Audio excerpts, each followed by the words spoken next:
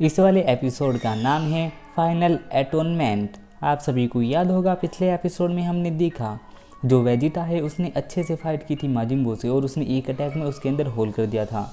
पर माजिन बू को उस अटैक से कुछ भी नहीं हुआ था और माजिन बू तो उस सैयन योद्धा को खाना चाहता था और अपनी भूख खत्म करना चाहता था। और इतनी पिटाई के बाद वेजिटा के माजिन बू को गुस्सा आ गया था और उसने अपनी असली पावर उसे दिखाई थी जो कि बहुत ही ज़्यादा थी, जिसकी वजह से पूरे मैदान में कोहराम मच गया था, हवाई हवा थी और उसके ज़रा से अटैक से वेजिटा की भी हालत ख़राब हो गई थी, उसके एक हाथ में चोट लग गई थी। और जो माजिन बू है वो बहुत खुश हो रहा था और वो बस यही चाहता था कि वो कैसे वेजिटा को खाए। फिर उसने वेजिटा के साथ फाइट की और अपने शरीर के एक हिस्से में उसने वेजिटा को बांध दिया और ये देखकर ट्रंक्स को बहुत तेज गुस्सा आया और वो उड़कर वहाँ से निकल गया था।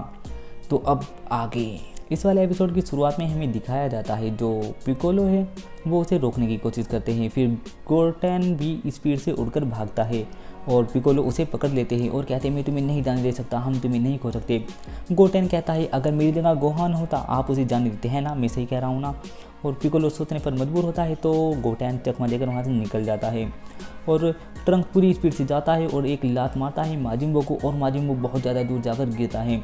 और जो गोटेन है वो उस रस्सी से को मतलब कि जिसके अंदर बंधा हुआ है वेजिटा उसे खोलने की कोशिश करता है और वेजिटा को बाहर निकालता है और वेजिटा बाहर निकल जाता है। ट्रंक्स उन्हें उठाने लगता है, पापा डैड प्लीज़ उठिए, आप उठिए ना।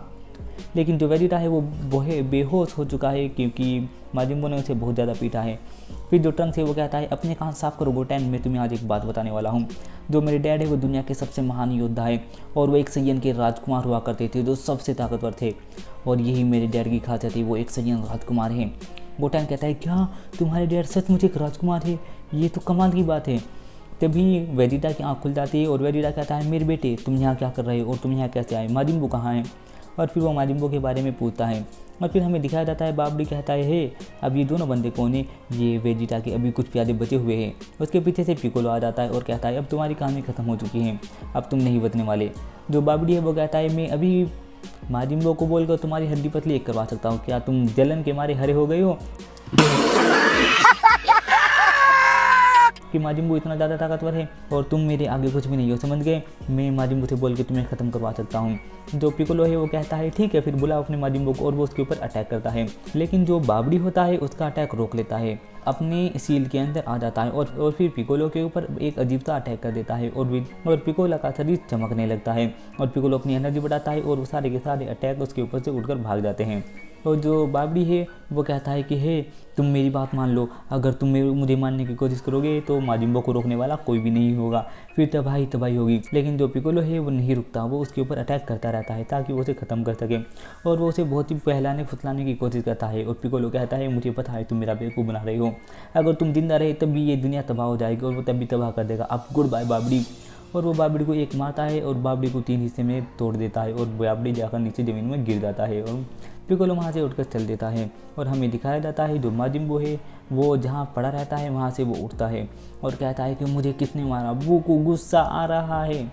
और जो पिकोलो है वो खड़ा हुआ देखता रहता है वेजिटा को और जो वेजिटा है वो भी पिकोलो को देखता है और सोचता है कि ये बंदे यहाँ क्या करने आए और खुशी है मुझे ये ठीक हो गए क्योंकि अब डम्बोरा मर गया है तो ये तो ठीक होने ही थे। हमें दिखाया जाता है जो वेजिटा है वो कहता है ट्रंक्स मेरे बेटे अपनी मोम का ख्याल रखना। और फिर अगला सीन शूट होता है, ये होता है गोकू का। गोकू बेहोश पड़ा हुआ है और उसे अभी भी होश नहीं आया है। और दूसरी साइड हमें सीन दिखाया जाता है गोहान का, वो भी बेहोश पड़ा है और बेसुध, अभी तक उसके हाथ पैर भी नहीं हिल रहे। और कुछ जानवर आते हैं गोहान के पास और उसे देखने लगते हैं कि ये क्या हुआ और गोहान का मुंह बहुत ही बुरी तरीके से खुला हुआ है। और हमें दिखाया जाता है ट्रंक्स जो कि कहता है डैड हम आपकी मदद करेंगे, हम तीनों मिलकर उसे हरा सकते हैं, मैं आपके साथ हूँ, तुम भी मेरे साथ हो ना गोटेन। गोटेन कहता है हाँ मैं भी तुम्हारे साथ हूँ। और गोटेन कहता है हम बहुत ताकतवर है, ट्रंक्स और मैं आपकी मदद करेंगे और आपको पता भी नहीं चलेगा हमने उसे कब ने हरा दिया। जो वेजिटा है वो कहता है तुम जानते भी नहीं वो कितना ज़्यादा ताकतवर है। और वो दोनों के दोनों चुप हो जाते हैं और जो वेजिटा है वो कहता है ट्रंक्स मेरी बात ध्यान से सुनो, अपनी मोम का ख्याल रखना और हाँ तुम मेरे इकलौते बेटे हो, फिर भी मैंने आज तक तुम्हें गले नहीं लगाया, मेरे पास आओ बेटा। और वो उसे अपने पास बुलाता है और अपने गले लगाता है। ट्रंक्स कहता है आप ऐसे क्यों कर रहे हैं जैसे आप कहीं जा रहे हो डैड। और वेजिटा उसे गले लगा कर रखता है और बाद में साइड में उसे एक चोप मार देता है जिससे जो ट्रंक्स होता है वो बेहोश होकर ज़मीन पर गिर जाता है और अपनी नॉर्मल फॉर्म में आ जाता है। और फिर जो गोटेन है वो चिल्लाने लगता है और कहता है ये तुमने क्या किया, ये आपने ऐसा क्यों किया, आपने उसे क्यों मारा, वो आपका बेटा है, आपने उसे इतनी तेज क्यों मारा, वो देखो वो बेहोश हो गया। और जो वेजिटा है खड़ा हुआ घूरता रहता है गोटेन को, और फिर वो गोटेन के पेट में भी एक मुक्का मारता है और गोटेन भी नॉर्मल फॉर्म में आ जाता है और वो बेहोश होकर ज़मीन पर गिर जाता है। और फिर वो जो क्रिलिन होता है वो घूर रहा होता है वेजिटा को कि वेजिटा क्या कर रहा है। तभी पिकोलो वहाँ पर आता है और आकर कहता है कि हे तो तुम अब क्या सोच रहे हो। वेजिटा है वो कहता है कि हे मुझे एक बात बताओ, अगर मैं यहाँ पर मर जाऊँ तो इस दुनिया में क्या मुझे वो बेवकूफ़ कैकरोट मिलेगा। जो पिकोलो है वो कहता है कि मैं ये कहना तो नहीं चाहता, पर जो गोकू है वो बिल्कुल भी खुदगर्ज नहीं था। जब वो सेल को मारने के बाद मरा तो उसे उसके शरीर के साथ रहने की अनुमति मिली, क्योंकि वो बिल्कुल भी खुदगर्ज नहीं था और वो एक अच्छा इंसान था। और शायद हो सकता है वो सब तुम्हें ना मिले क्योंकि तुम कुछ अलग हो। जो वेजिटा है वो कहता है अच्छा तो ठीक है, फिर भी देखा जाएगा, लेकिन इन दोनों को बहुत ज़्यादा दूर ले जाओ, मेरी पहुंच से बहुत ज़्यादा दूर, क्योंकि अब बहुत ही बुरा होने वाला है। जो पिकोलो है वो कहता है तुम जानते हो ना वेजिटा, इसका नतीजा अगर तुम अब यहाँ रुके तो तुम्हारी जान भी जा सकती है। जो वेजिटा है वो कहता है मैंने कहा ना दूर जाओ, बहुत ज़्यादा दूर, मुझसे बहुत ज़्यादा दूर चले जाओ और इन दोनों की जान बचाओ। और दूसरी साइड जो माजिम्बो है वो चला हुआ आ रहा होता है और कहता है कि हे मुझे किसने मारा और वो लड़का कहाँ जा रहा है, उसे भी यहीं रोको, मैं उससे लड़ना चाहता हूँ। जो वेजिटा है वो कहता है तुम्हारी लड़ाई मेरे साथ है, तुम इधर उधर की बातों पर ध्यान मत दो, समझ गए, और तुम्हें मुझसे लड़ना होगा और तुम्हारे साथ मैं लड़ूंगा। पिकोलो उड़ते हुए जाते हैं और कहते हैं क्रिलिन जल्दी मेरे पीछे आओ, हमें जल्दी यहाँ से निकलना होगा। और जो वेजिटा है वो कहता है ठीक है फिर। जो माजिम्बो है वो कहता है वो तुम्हें खा जाएगा। वेजिटा कहता है कि तुम अब भी नहीं समझे बेवकूफ़ कहीं के। और फिर हमें क्रिलिन दिखाया जाता है जो बोलता है पिकोलो से कि हे अगर वेजिटा मारूंगा वो तो मर जाएगा। जो पिकोलो है वो कहते हैं आज वेजिटा खुद के लिए नहीं लड़ रहा, आज वो दूसरों के लिए लड़ रहा है और मैंने वेजिटा को ऐसा करते हुए कभी नहीं देखा।